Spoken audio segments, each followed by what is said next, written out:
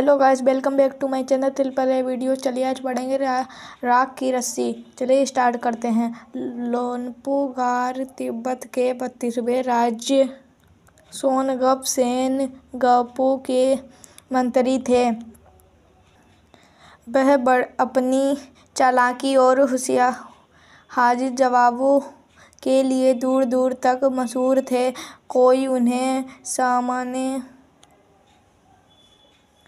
उनके सामने टिकता न था। चैन से जिंदगी चल रही थी, मगर जब से उनका बेटा बड़ा हुआ था उनके लिए चिंता का विषय बना हुआ था। कारण यह था कि वह बहुत भोला था। होशियारी उसे छूकर भी नहीं निकल गई थी। लोनपो गार ने सोचा, मेरा बेटा बहुत सीधा साधा है, मेरे बाद इसका काम कैसे चलेगा। एक दिन लोनपो गार ने अपने बेटे को 100 भेड़ देते हुए कहा, तुम इन्हें लेकर शहर जाओ, मगर इन्हें मारना या बेचना नहीं। इन्हें वापस लाना और 100 के बोरों के साथ, वरना मैं तुम्हें घर में नहीं घुसने दूंगा। इसके बाद उन्होंने बेटे को शहर की तरफ रवाना किया।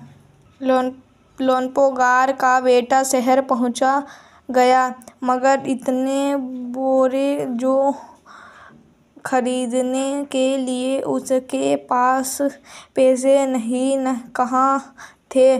वह इस समस्या पर सोचने विचारने के लिए सड़क किनारे बैठ गया, मगर कोई हल उसकी समझ में नहीं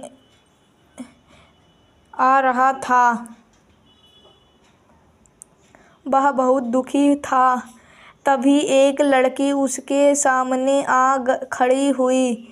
क्या बात है, तुम इतने दुखी क्यों हो? लोनपो गार के बेटे ने अपना हाल कह सुनाया। इसमें इतना दुखी होने की कोई बात नहीं, मैं इसका हल निकाल देती हूँ। इतना कहकर लड़की ने भेड़ के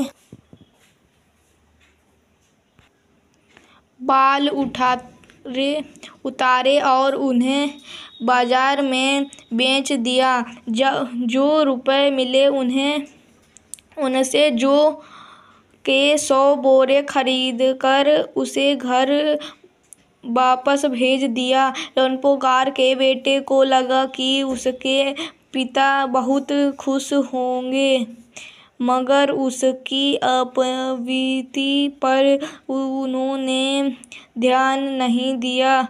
वह उठकर कमरे से बाहर चले गए। दूसरे दिन उन्होंने अपने बेटे को बुलाकर कहा, पिछली बार भेड़ों के बाल उतारकर बेचना मुझे जरा भी पसंद नहीं आया। अब तुम दोबारा उसी भेड़ों को लेकर जाओ। इनके साथ जो 100 के बोरे लेकर ही लौटना। एक बार फिर निराश लोनपो गार का बेटा शहर में उसी जगह जा बैठा। न जाने क्यों उसे यकीन था कि वह लड़की उसकी मदद के लिए जरूर आएगी, और हुआ ही कुछ ऐसा ही। वह लड़की आई। उसने अपनी मुश्किल कह सुनाई। अब तो बिना जौ से 100 बोरे कि मेरे पिता मुझे घर में नहीं घुसने देंगे। लड़की सोचकर बोली, एक तरीका है। उसने भेड़ों के सींग काट लिए। उन्हें बेचकर जो रुपए मिले उनसे 100 बोरे जौ खरीदे। बोरे लोनपोगार के बेटे को सौंपकर लड़की ने उसे घर भेज दिया। भेड़ें और जौ 100 के बोरे पिता के हवाले करते हुए लोनपोगार का बेटा खुश था। उसने विजय भव से सारी कहानी कह सुनाई। सुनकर लोनपोगार बोला, उस लड़की से कहो कि हमें 9 हाथ लंबी रस्सी की राख की रस्सी बनाकर दे। उसके बेटे ने लड़की के पास जाकर पिता का संदेश दोहरा दिया। लड़की ने एक सर्द रस्सी रखी। मैं रस्सी बना तो दूंगी, मगर तुम्हें पिता को वह गले में पहनना होगा। लोनपोगार ने सोचा, ऐसी रस्सी बनाना ही असंभव है, इसलिए लड़की की शर्त मंजूर कर ली।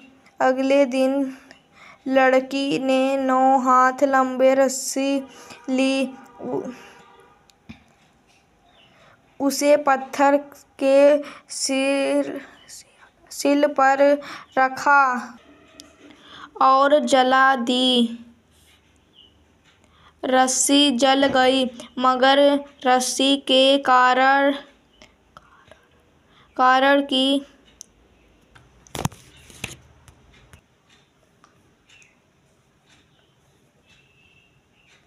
इसे वह सिल समेत लोनपोगार के पास ले गई और उसे पहनने के लिए कहा। लोनपोगार रस्सी देखकर अचंभित रह गया। वह जानते थे कि राख की रस्सी को गले में पहनना तो दूर, उठाना भी मुश्किल है। हाथ लगाते ही वह टूट जाएगी। लड़की की समझदारी के सामने उनकी अपनी चालाकी धरी रह गई।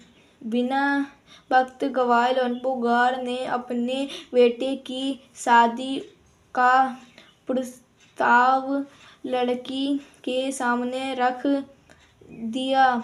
धूमधाम से उन दोनों की शादी हो गई। इस वीडियो को लाइक करें, चैनल को सब्सक्राइब करें और आप कमेंट में बताएं आपको कौन सी कहानी अच्छी लगती है। धन्यवाद।